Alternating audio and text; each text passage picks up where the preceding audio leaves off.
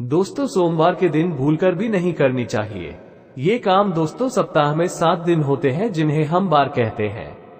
रविवार, सोमवार, मंगलवार, बुधवार, गुरुवार, शुक्रवार और शनिवार इन 7 दिनों के विशेष नाम हैं, जो कि उन गिराव के नाम पर रखे गए हैं जिन्हें अपनी आंखों से देख सकते हैं। हर बार का संबंध किसी न किसी देवता की उपासना से जुड़ा हुआ है।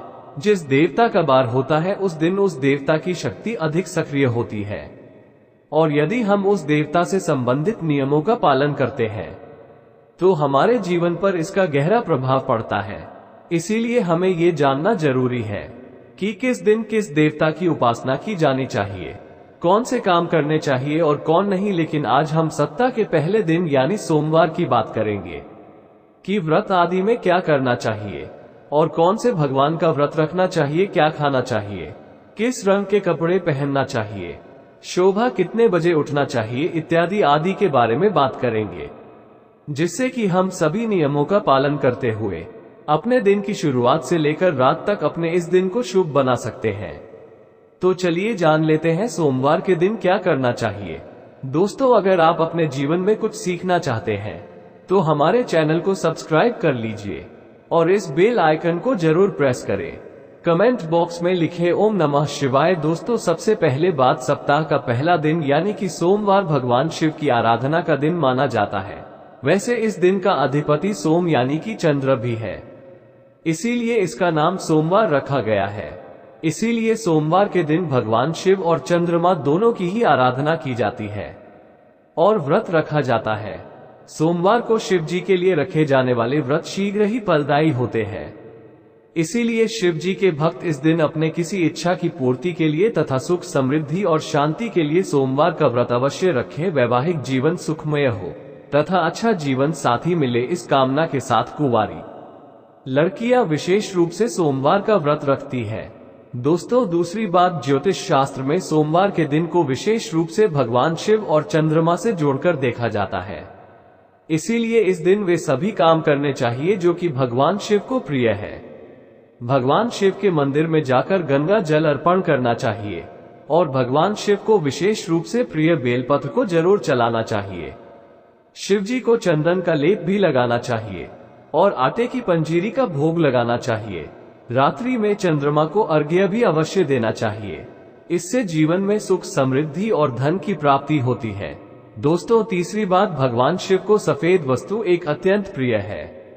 इसीलिए सोमवार के दिन सफेद चीजें जैसे कि दूध, दही, सफेद फूल इत्यादि को विशेष रूप से भगवान शिव को अर्पित करना चाहिए और शिव जी को सफेद चीजों का ही भोग लगाकर आप सफेद वस्तु ही ग्रहण करें।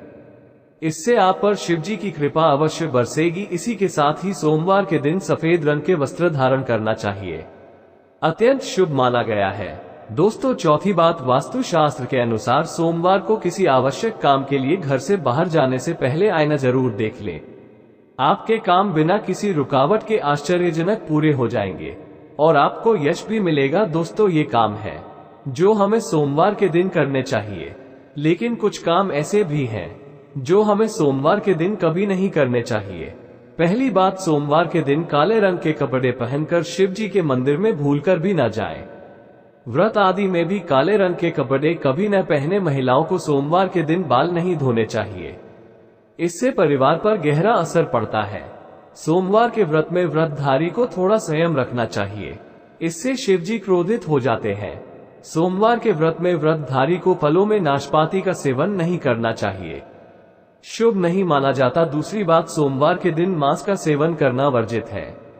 इसके विपरीत शिव जी का व्रत रखना चाहिए या फिर शुद्ध सात्विक आहार, दूध, दही, फल इत्यादि का सेवन करना चाहिए।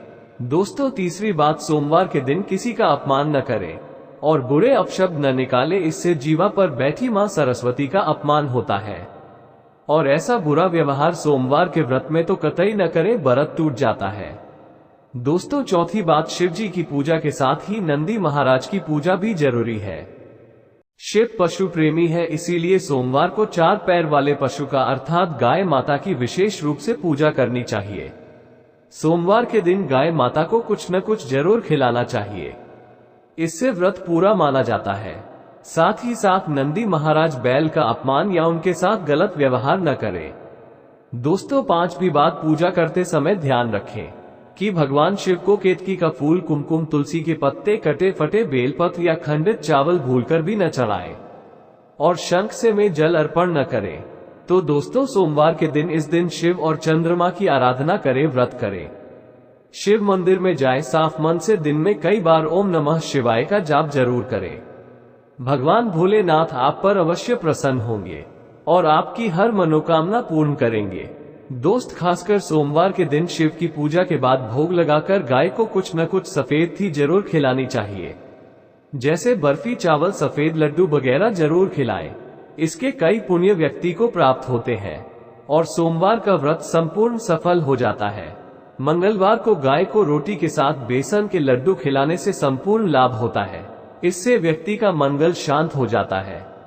और वहीं बुधवार को हरा चारा यानी कि दुर्वा घास खिलाने से बुध ग्रह शांत हो जाता है, इसे भगवान गणेश प्रसन्न होते हैं। ऐसे में गुरुवार को जब भी आप गाय को रोटी खिलाते हैं तो थोड़ी सी आप हल्दी मिलाकर रोटी बनाएं और गाय को रोटी खिला दें, इससे भी बहुत ही पुण्य लाभ होता है। आपको जीवन में लौकिक और अलौकिक दोनों ही फलों की प्राप्ति हो जाती है। शुक्रवार के दिन गाय को खीर खिलाने से शुक्र ग्रह मजबूत होता है, देवी लक्ष्मी प्रसन्न होती है, जिसके कारण व्यक्ति मालामाल हो जाता है, माता लक्ष्मी मेहरबान हो जाती है। माना जाता है कि शनिवार के दिन गाय को काले तिल और उड़द पीसकर गेहूं के आटे में डालकर रोटी बनाकर खिलाने से शनि दोष शांत हो जाता है। दोस्त, वहीं हर रविवार को रोटी के साथ गुड़ मिलाकर गाय को खिलाने से सूर्य की महादशा ठीक हो जाती है, व्यक्ति निश्चित तौर पर धनी बन जाता है। दोस्तों, आप एक परेशानी आती है कि शहरों में लोग ऊंचे ऊंचे फ्लैट में रहती है। फ्लैट सिस्टम होने के कारण गाय को रोटी खिलाने में जिसे भी परेशानी आती है, उसके लिए एक उपाय है। आप जिस सोसाइटी में रहते हैं वो गेट कीपर तो जरूर होगा, आप पहली रोटी बनाकर उस गेट कीपर को जरूर दे दे। जरूरी नहीं होता कि आप अपने हाथ से ही गाय को रोटी खिलाएं, आपके घर से तो रोटी का भाग निकल ही गया ना, इसीलिए आप गाय को रोटी गेट कीपर को दे दें। जब गेट कीपर गाय को रोटी दिया तो गाय आना अपने आप शुरू कर देगी, क्योंकि नियमित रूप से जिस घर से गाय को रोटी खिलाई जाती है, गाय अपने आप ही उस घर के दरवाजे पर आना शुरू कर देती है। फिर जब गौमाता आना शुरू कर दे तो कोशिश करें कि गेट कीपर से उसके आने का समय पूछ ले, फिर उस समय जाकर गाय को रोटी खिला दे। दोस्तों, एक बार जब आप अपने हाथों से गाय को रोटी खिला देंगे तो वो जरूर अपना भोग लेने आएगी। गाय एक निश्चित समय पर आकर सबके दरवाजे से अपना भोग ले लेती है। थोड़ा समय आगे पीछे हो सकता है, पर गाय माता घर की चौखट पर आती जरूर है और गाय दरवाजे पर आकर जोर जोर से पुकारती भी है ताकि आप उसे रोटी खिला दें। अगर आपने भी गाय को रोटी खिलाई है तो समझो आपने 33 करोड़ देवी देवताओं की सेवा की है और आपको इसका लाभ बहुत